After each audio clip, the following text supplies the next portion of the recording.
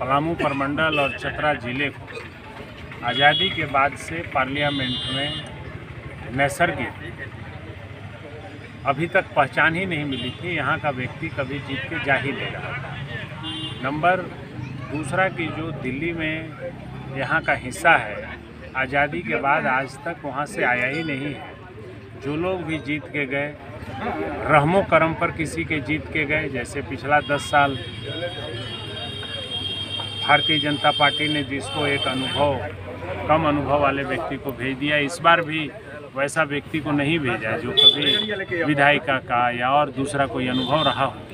लोकसभा में जाने का मतलब वैसा व्यक्तित्व तो चाहिए जो कम से कम देश चला सके। वहाँ जा कर के जब आप बात ही नहीं कर पाइएगा, आपको अनुभव नहीं है, आप खड़ा नहीं हो पाइएगा देश के हुक्मरानों के सामने, आप यहाँ की बात नहीं रख पाइएगा, तो यहाँ का हिस्सा अभी तक वहाँ पड़ा हुआ है, जिसको मुझे वहाँ से लड़के लेकर के आना है।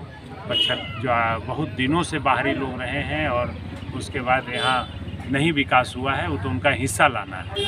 यहाँ के नौजवानों का रोज़गार नहीं हुआ है। जितने कोयलवरी चल रहे हैं उसमें 75% यहाँ के नौजवानों को रोज़गार देना था, जो अभी तक संभव नहीं हो पाया है। वो सब संभव कराना है। यहाँ इंडस्ट्रीज़ लगानी है।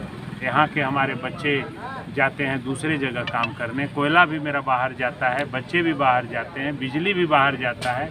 सिर्फ एक फैक्ट्री वहाँ लगता है और वहाँ से वापस के आता है तो हमारे बच्चों का लाश वापस आता है। एक दुर्घटना से मौत होती है और हम लाश मंगाते हैं। तो इसको रोकना है। कोयला भी यहीं कंज्यूम हो जाए जितना ज़रूरत हो सके फैक्ट्री में, आदमी भी यही नौकरी करने लगे, बिजली भी मेरा यही कंज्यूम हो, प्रोडक्शन यही हो, कॉस्ट कम हो और हमारा इलाका संपन्न हो, हमारे नौजवान को रोज़गार मिल जाए। ऐसा काम हम लोग करने के लिए संकल्पित हैं।